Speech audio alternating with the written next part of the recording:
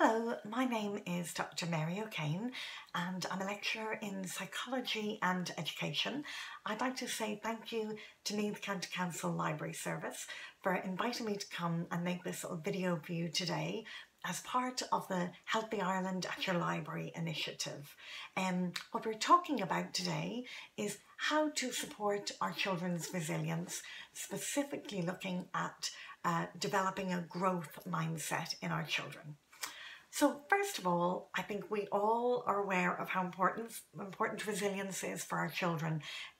Particularly in recent times, I think it's been brought home to us that life doesn't always go as expected. And it is so good for our children to be able to bounce back, we say, but even claw their way back from difficult situations. When life pulls the rug from under our feet, being able to pick yourself up and persevere with life is so important. One aspect of resilience, which is really important, is what we call in psychology locus of control. And basically, locus of control is either internal or external, and it involves your child's belief about whether they can control the world. So when something goes wrong, when something unexpected happens, do I believe that I can do something to make a change? Do I have power over my world? Do I feel I can control it?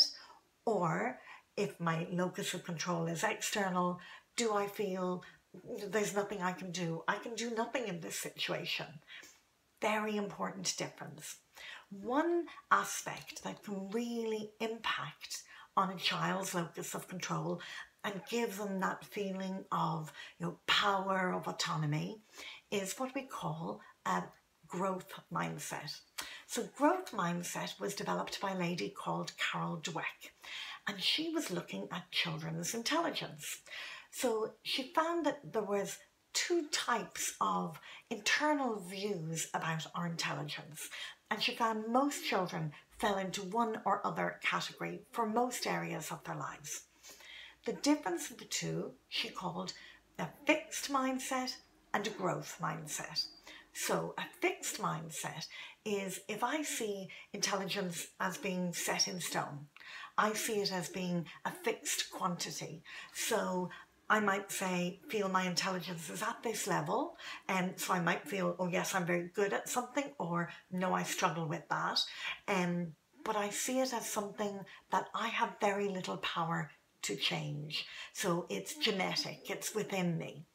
The opposite mindset she called a growth mindset. And these were children who don't see their intelligence as being genetic or set in stone. They see that if we put effort into something, if we work hard, we can learn and grow. Most children, as I said, she found sort of fell into one or other category, although sometimes they might see their mindset as being fixed in one area. So I might feel my intelligence is fixed, but maybe I see that from a sporty perspective, I can grow. But very often we fall into a pattern. We do it ourselves as adults as well as children. So this lady, Carol Dweck, investigated what this really means for our children and the impact it has on their lives. So the children that have this fixed mindset and see things such as intelligence as being set in stone, they don't really believe that their effort can change things. They don't really see that they can have control over their lives. She did a research study with two groups of children, and she spoke to them about memory. So with one group, she told them about the different stages of memory and how that works. With the second group, she spoke to them about how our brains are plastic. And that means our brains are not fixed. Our brains can change and grow as we learn. And the neural connections within our brains can change depending on how we use our brains. So this was a relatively short intervention with the two groups of children. But afterwards, she found, looking at their views of intelligence, the group that had studied what memory was and the stages of memory saw memory as being something more genetically within us. the group that she had sat with and spoken to about how our brains are so powerful, how we learn, how we grow, were 3 times more likely to believe that hard work and perseverance can make changes in our lives. 2 years later, she went back to this group of children and those changes were still there. So really important research in terms of how a little intervention can shift their thinking. So how do we encourage our children to take on more of a growth mindset? Well, one very simple little thing we can do is the power of the word yet.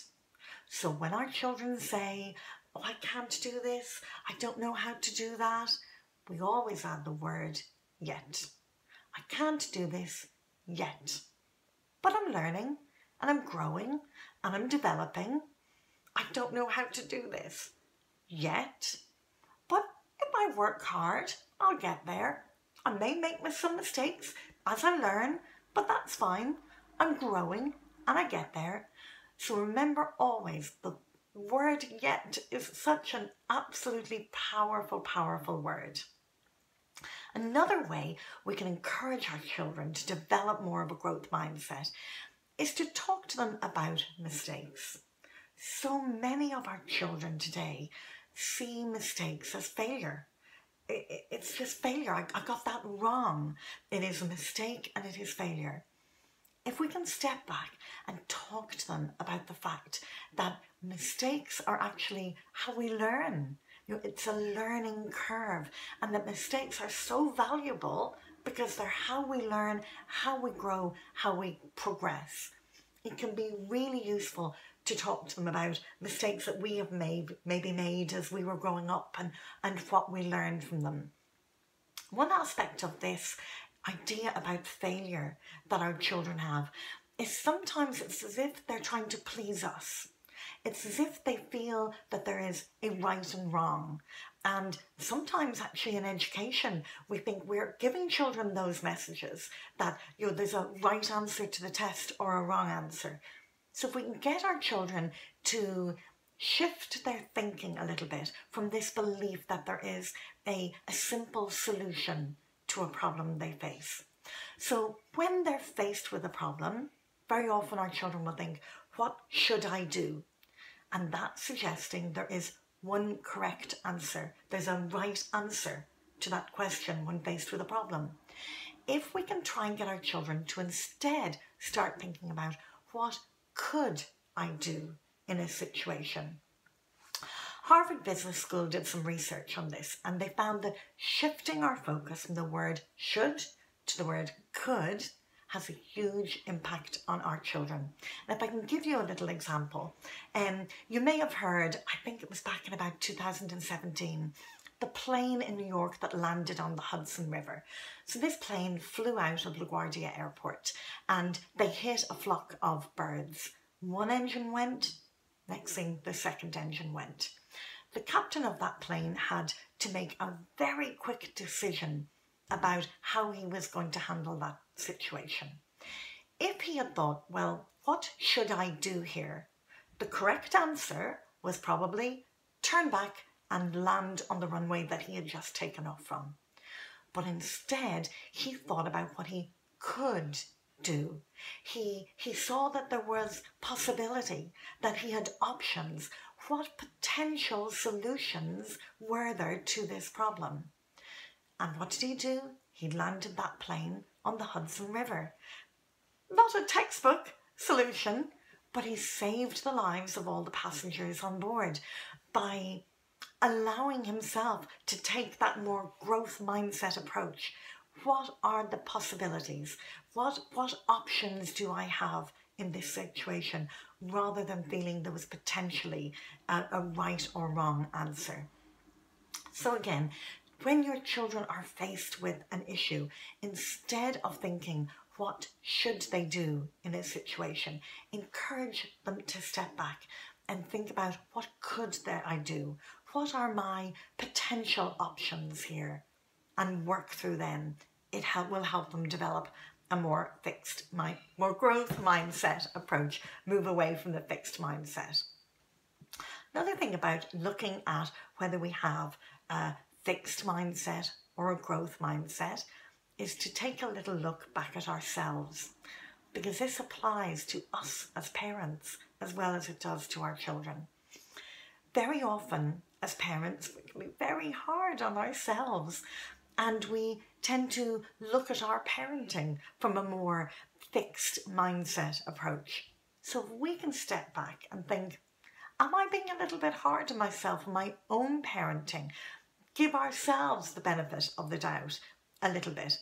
It can really help us make this shift. I want to read to you a little quotation here. If you have been to any of my talks, you know I quote this lady all the time. Her name is Bunny Ladatan, and she is an author from America who writes an awful lot about parenting. And she wrote this back in about 2017. And it relates to parents, but I think probably specifically more to us as mums, but it would relate to parents either way. And this is her view on what parenting, how to be a good parent is in 2017, and it most definitely applies to us today as well. So I'm just going to read this out to you. How to be a mum in 2017. Make sure your children's academic, emotional, psychological, mental, spiritual, physical, nutritional and social needs are met, while being careful not to overstimulate and properly medicate, helicopter or neglect them in a screen-free, processed food-free, GMO-free, negative energy-free, plastic-free, body-positive, socially conscious, egalitarian but also authoritative, nurturing but fostering of independence, gentle but not overly permissive, pesticide-free, two-storey multilingual home, preferably in a cul-de-sac with a backyard and 1.5 siblings, spaced at least 2 years apart for proper development, and don't forget the coconut oil. And she says then, how to be a parent in literally every generation before ours. Feed them sometimes. The pressure on us as parents is huge in modern times. And we have to remember, in order to encourage resilience in our children, we have to let them know that we sometimes get it wrong, that we view ourselves as work in progress, that when we make mistakes, we're not overly critical of ourselves, that we view mistakes as a learning opportunity. So if we can look at our parenting with a growth mindset, we are showing our children, we're modelling for them the behaviour that we want them to take on board. We're letting them know that all of us are work in progress, that we accept that sometimes we get things wrong, but what do? We get something wrong, we step back, we reflect on it. Maybe we feel the pain of what we have done wrong in that moment, or we have regret for what we may have done in that moment, but we then step back and we reflect on the process.